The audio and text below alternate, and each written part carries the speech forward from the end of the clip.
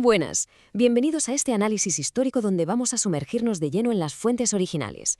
Hoy vamos a explorar, más bien a destapar, la tragedia de un sueño revolucionario que, según cuentan los documentos, fue robado. Vamos a contrastar dos visiones absolutamente radicales y opuestas de la Revolución Rusa de 1917. Es una crónica fascinante, de verdad. Veremos cómo una explosión brutal de esperanza popular acabó transformándose en algo totalmente distinto, y entenderemos las raíces teóricas que provocaron este tremendo cisma histórico.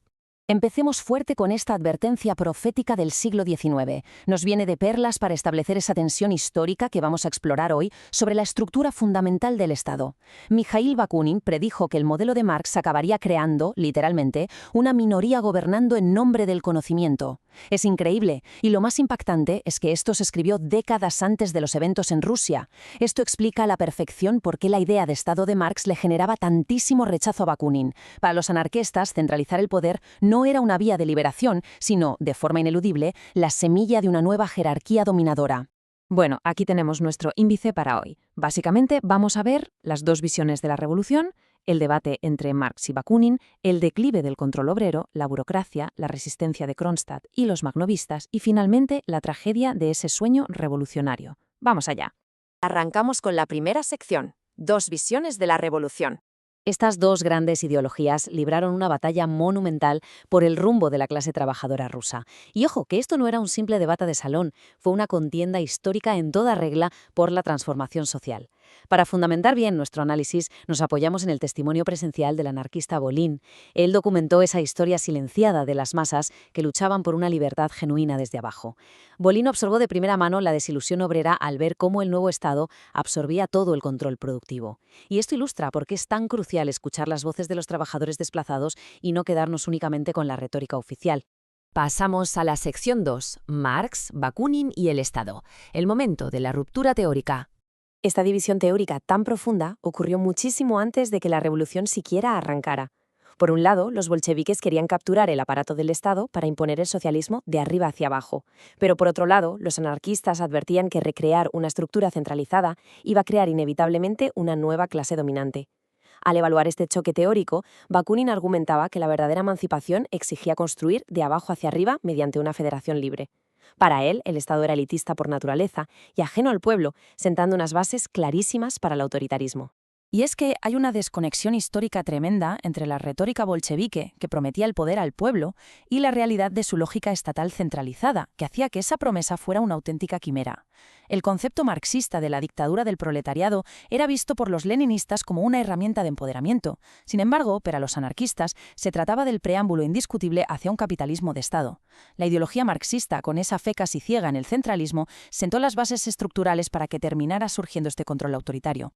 Lo que nos lleva a la sección 3, el declive del control obrero. La pérdida de autonomía.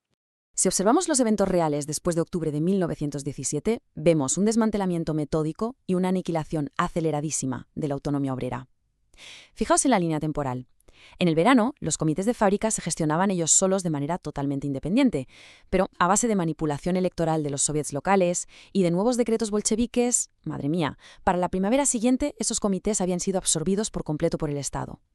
Los trabajadores perdieron el control real sobre sus propios centros laborales, marcando un declive pasmoso de la democracia directa. El quid de la cuestión aquí es la trágica desconexión entre las promesas revolucionarias de libertad que hacía Lenin y la cruda realidad sobre el terreno. La consigna oficial sonaba estupenda, todo el poder a los soviets, pero en la práctica el régimen adoptó tácticas capitalistas de explotación total, como el taylorismo, imponiendo una gestión súper estricta dirigida por un solo hombre designado a dedo por el Estado. Así que, de un plumazo, la gestión económica estatal centralizada reemplazó por completo al control obrero directo. Sección 4. La burocracia y el centralismo. El auge absoluto del Estado. Claro, a medida que le arrebataban el poder económico a los trabajadores de base, hizo falta montar una maquinaria administrativa gigantesca para coordinar todo el país. Y las cifras históricas son, francamente, de no creer.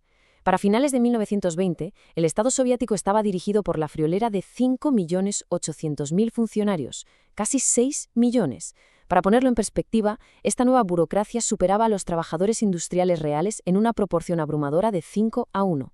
El modelo económico soviético fracasó a la hora de mantener la autonomía obrera precisamente porque dependía de este mastodóntico ejército de intermediarios estatales.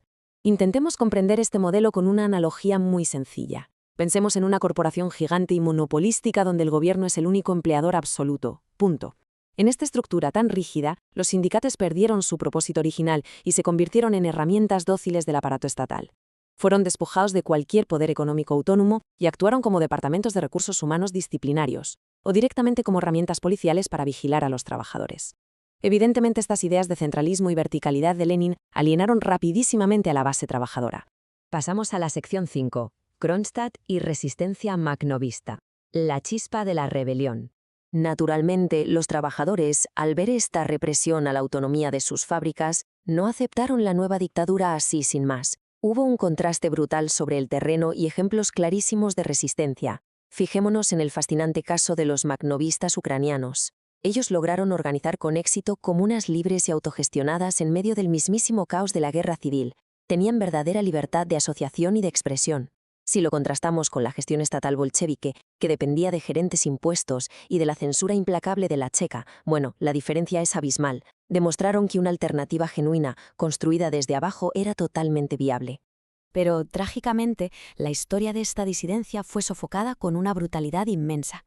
Según vemos en los textos históricos documentados por Volin, cuando los marineros de la base naval de Kronstadt exigieron soviets elegidos libremente y el fin absoluto de la coerción del partido, el Estado bolchevique utilizó a su ejército rojo recién centralizado para masacrarlos sin piedad.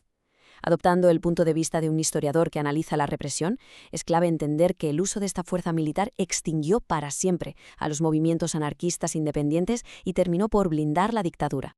Y llegamos a la sección 6, tragedia del sueño revolucionario, el sueño que nunca fue. Evaluando el fracaso final de la democracia soviética con todo lo que hemos repasado, podemos condensar esta compleja historia en una especie de resumen ejecutivo para estudiantes con una conclusión central. Hay un contraste perfecto entre dos visiones. Por un lado, el ideal anarquista de la comuna libre, basada en la autogestión económica directa y el apoyo mutuo. Y por el otro, el victorioso Estado centralizado, que acabó imponiendo el capitalismo de Estado y la alienación más absoluta. El Estado bolchevique no liberó a la clase obrera. La trágica realidad es que solo sustituyó a los jefes corporativos privados por unos burócratas inflexibles del gobierno. Y queremos despedir este análisis con una reflexión final y muy provocadora sobre el verdadero precio del autoritarismo. Si los nuevos sistemas que buscan la emancipación necesitan crear órganos de libertad genuinos, ¿puede alguna revolución tener verdadero éxito si se limita a reconstruir la maquinaria punitiva y burocrática del antiguo Estado centralizado? Ojalá esta pregunta nos invite a una reflexión profunda. Gracias por acompañarnos en este recorrido histórico.